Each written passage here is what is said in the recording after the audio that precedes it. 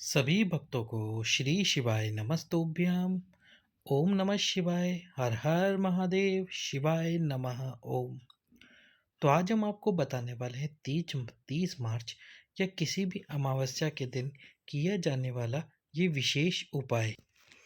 उपाय आपको कैसे करना है, किस प्रकार से करना है, आज के इस वीडियो में हम आपको ये पूरी जानकारी देंगे। यदि आप 30 मार्च की अमावस्या के दिन उपाय ना कर सके तो कोई बात नहीं, किसी भी अमावस्या के दिन इस उपाय को ज़रूर करना। आपके पितृ होंगे प्रसन्न। यदि आपको ऐसा लगता है घर में पितृ दोष है तो वह दोष भी होगा समाप्त। वैसे पितृ दोष के क्या लक्षण हैं?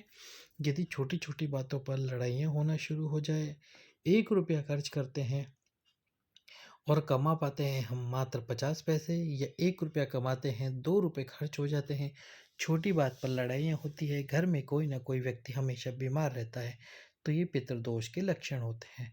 तो इसको समाप्त करने के लिए, सभी कष्टों को दूर करने के लिए अमावस्या के दिन आपको ये 7 विशेष स्थानों पर चंदन, पीला चंदन हो या लाल चंदन हो, जो भी चंदन हो, आप अवश्य ही लगाइए उस चंदन को। बाबा से प्रार्थना कीजिए, आपके पितृ ज़रूर प्रसन्न होंगे। तो चलिए उपाय शुरू करते हैं, और उपाय शुरू करने से पहले आप इस वीडियो को लाइक करके, चैनल को सब्सक्राइब करके, वीडियो को अधिक से अधिक लोगों के पास में शेयर कर दो। तो आपको जो चंदन लगाना है वो चंदन कहाँ कहाँ लगाना है? सबसे पहला स्थान चंदन लगाने का लिए जो पहला स्थान है वो है भगवान गणेश जी का स्थान, शिवलिंग में। अब चंदन की चाहे तो आप एक बिंदी लगाएं या फिर आप चंदन का त्रिपुंड बनाएं, ये आपकी इच्छा के ऊपर है। आपकी इच्छा, आप जैसे चंदन लगाना चाहे। सबसे पहला स्थान भगवान गणेश जी का, दूसरा स्थान भगवान कार्तिकेय जी का। कार्तिकेय जी के स्थान पर लगाइए। तीसरा जो स्थान है चंदन लगाने का वो है माता अशोक सुंदरी का स्थान। माता अशोक सुंदरी के स्थान पर चंदन लगाइए। चौथा जो स्थान है वो है भगवान शंकर की जलाधारी। अब आप कहेंगे ये जलाधारी क्या होती है? तो ये जो आप देख रहे हैं ये भगवान शंकर के मंदिर में शिवलिंग के ऊपर जलाधारी होती है, जो कि भगवान शंकर की 5 बेटियों का स्थान है। और उनका नाम क्या है? जया, विशरा, शामले वाली, दौतली और देव। ये जो जलाधारी दिख रही है, इस जलाधारी पर चंदन लगाना है आपको चौथे स्थान पर। यदि आपको ये जलाधारी मंदिर में ना दिखे, यानी कि जलाधारी ना हो, आप जिस शिव मंदिर में जाते हैं, तो फिर आपको क्या करना है? भगवान शंकर की 5 बेटियों का नाम लेना है। पांचों बेटियों का नाम लीजिए, जिनका नाम है जया, विशरा, शामली वाली, दौतली और देव।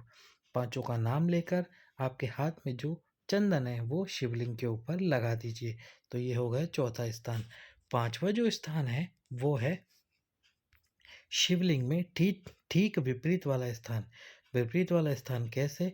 तो जैसे शिवलिंग जो है, शिवलिंग में जो शिवलिंग होता है, शिवलिंग के ठीक विपरीत वाला ये जो स्थान है, ये पांचवा स्थान है जहाँ पर आपको चंदन लगाना है। छठवा जो स्थान है वो है भगवान शंकर का शिवलिंग।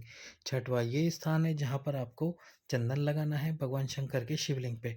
और सातवां जो स्थान है वो है भगवान शंकर के सम्मुख में जो नंदी जी बैठे हैं, उन नंदी जी के ये सींग पर, ये जो 2 सींग हैं नंदी जी के, इन नंदी जी के सींग पर आपको चंदन लगाना है।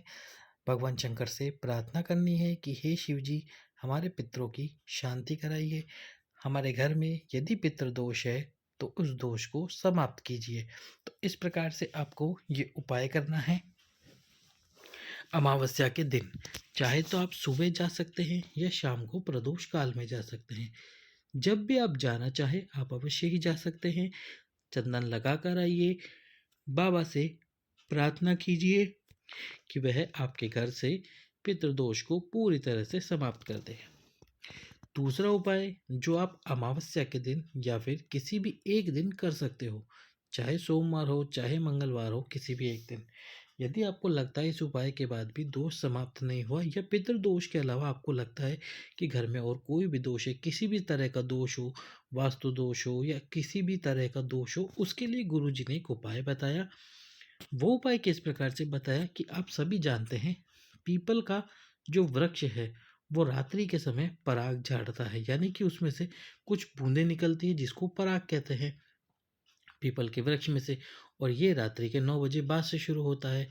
तो आपको क्या करना है, कोई प्लेट, कोई कटोरी या कोई थाली पीपल के वृक्ष के नीचे रख देनी है रात्रि को 9 से 11 बजे तक। क्योंकि पूरी रात आप रख नहीं सकते, केवल थोड़ी ही देर के लिए रखनी है। 2 घंटे में उस कटोरी में, प्लेट में जल की कुछ बूंदें आ जाएंगी जो कि पीपल के वृक्ष से गिरी होंगी। अब ये जो बूंद आई है, इस बूंद से, यानी कि जो जल की बूंद है, इससे आपको क्या करना है, भगवान शंकर के शिवलिंग में जो चरण वाला स्थान है, कौन सा स्थान है, ये जो आप देख रहे हो चरण वाला, ये जो स्थान है, इस स्थान पर आपकी अनामिका उंगली, जो कि रिंग फिंगर है, उससे आपको भगवान शंकर के चरण वाले स्थान पर एक बिंदी लगानी है और बाबा से प्रार्थना करनी है कि हे शिव जी, यदि हमारे घर में कोई दोष है, कोई परेशानी है, कोई किसी भी प्रकार का दोष हो, उस दोष को पूरी तरह से समाप्त कर दीजिए और चंदन की एक बिंदी आप भगवान शंकर के चरणों पर लगा दीजिए। ये कार्य आप अमावस्या के दिन भी कर सकते हो या किसी नॉर्मल डे पर भी कर सकते हो। महीने के किसी भी दिन, किसी भी वार को आप ये उपाय कर सकते हो। पितृदोष समाप्ति के लिए, किसी भी तरह के दोष को समाप्त करने के लिए आप इस उपाय को कर सकते हैं। यदि अभी तक आपने हमारे इस वीडियो को लाइक नहीं किया है तो वीडियो को लाइक करके, चैनल को सब्सक्राइब करके वीडियो को शेयर कर दीजिए। चलते हैं हमारे अगले उपाय की तरफ। तो अगला जो उपाय है वो है दीपक वाला उपाय। दीपक वाला उपाय कैसे? गुरुजी ने कहा है कि यदि आपको ऐसा लगता है कि आपके ऊपर आपके पितरों की कृपा नहीं हो रही, पितर प्रसन्न नहीं हो रहे, तो फिर आप प्रदोष काल में, शाम के समय, प्रदोष काल में, जब अमावस्या का दिन हो, तो प्रदोष काल में आपको ये कार्य करना है। क्या करना है? प्रदोष काल में आपको सबसे पहले तो एक दीपक ले लेना है। दीपक में आपको घी डाल लेना है और इसमें बात लगानी है आपको लंबी। कौन सी बात लगानी है? लंबी। हो सके तो इस बात को अपने हाथ से बनाकर लगाओ तो बहुत अच्छा रहेगा। बात लगाकर आपको पहुंच जाना है पीपल के वृक्ष के नीचे शाम के समय, प्रदोष काल में। प्रदोष काल में पीपल के वृक्ष के नीचे जाकर ये जो दीपक है, इसकी जो बात है, उसकी दिशा होनी चाहिए दक्षिण। कौन सी दिशा? दक्षिण दिशा में इस दीपक को रखना, यानी कि बात तो वो दक्षिण दिशा में हो। और इसके बाद में आपको प्रदोष काल में अपने पितरों का स्मरण करते हुए, अपने पूर्वजों का स्मरण करते हुए ये दीपक प्रज्वलित कर देना है और शिव जी से और अपने पितरों से प्रार्थना करनी है। बाबा से प्रार्थना कीजिए कि हे शिव जी, आप हमारे पितरों को प्रसन्न कर दीजिए, यदि घर में कोई दोष है तो उसको समाप्त कर दीजिए। वैसे तो गुरु जी ने इस दीपक को किसी नदी, किसी सरोवर के तट पर प्रज्वलित करने के लिए कहा था। यदि आपके आसपास में कोई नदी है, कोई सरोवर है, तो उसके तट पर आप ये दीप प्रज्वलित करो। लेकिन यदि सरोवर या तट नहीं है तो फिर आप इस दीपक को पीपल के वृक्ष के नीचे प्रज्वलित करो। तो इस प्रकार से करना है आपको तीसरा उपाय। चौथा और अंतिम उपाय, इसमें आपको 5 दीप प्रज्वलित करने हैं और ये 5 दीप आपको अमावस्या के दिन, 5 विशेष दिन करने होते हैं, जिसमें अमावस्या, पूर्णिमा, प्रदोष, शिवरात्रि का दिन विशेष होता है। अमावस्या, पूर्णिमा, प्रदोष, इसके साथ ही एकादशी और अष्टमी का दिन, ये 5 विशेष दिन होते हैं। तो आपको क्या करना होता है, 5 दीपक लेने होते हैं जिनमें आपको लंबी बात लगा लेनी होती है। इन पांचों दीपक में लंबी बात लगाकर आपको ये दीप प्रज्वलित करने होते हैं।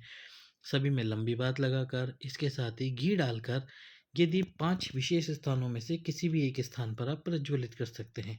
चाहे आंवले का वृक्ष हो, चाहे बेलपत्र का वृक्ष हो, चाहे आपके घर का मुख्य द्वार हो, या आपके घर में तुलसी का क्यारा हो, या फिर भगवान शंकर का मंदिर हो। जो भी आपकी कामना है, उस कामना को आप बोलते हुए, उस कामना को बोलते हुए आपको ये 5 दीप प्रज्वलित करने हैं। और प्रज्वलित कहाँ करने हैं? 5 स्थान जो हमने बताए हैं उसमें से किसी एक स्थान पर आप प्रज्वलित कीजिए पांचों दीप। 5 दीप अलग अलग नहीं जलाने, एक ही जगह पर जलाने हैं। 5 दीप प्रज्वलित करने हैं। पांचों दीपों को प्रज्वलित कीजिए, भोले शंकर से अपनी कामना बोलिए। यदि आपने किसी भी एक महीने की अष्टमी, या तो शुक्ल पक्ष या कृष्ण पक्ष की, दोनों में से किसी भी एक महीने की अष्टमी, एकादशी, प्रदोष, अमावस्या, पूर्णिमा और शिवरात्रि, यदि आप पूर्णिमा, अमावस्या और शिवरात्रि को तो विशेष रूप से प्रज्वलित करें। प्रदोष के दिन भी विशेष रूप से प्रज्वलित करें और अष्टमी के दिन भी विशेष रूप से प्रज्वलित करें। एकादशी के दिन दीप प्रज्वलित ना करें तो भी कोई बात नहीं, लेकिन अष्टमी, प्रदोष, अमावस्या, पूर्णिमा और शिवरात्रि, ये 5 दिन 5 दीपक यदि आपने प्रज्वलित कर दिए तो बाबा की कृपा आपके ऊपर ज़रूर होगी। 1 महीने में यदि आपने ये उपाय किया है किसी भी पक्ष में, चाहे शुक्ल पक्ष चाहे कृष्ण पक्ष, तो आपकी कामना अवश्य ही पूर्ण होगी। कीजिए इन उपायों को। सभी भक्तों को श्री शिवाय नमस्तुभ्यम। हर हर महादेव।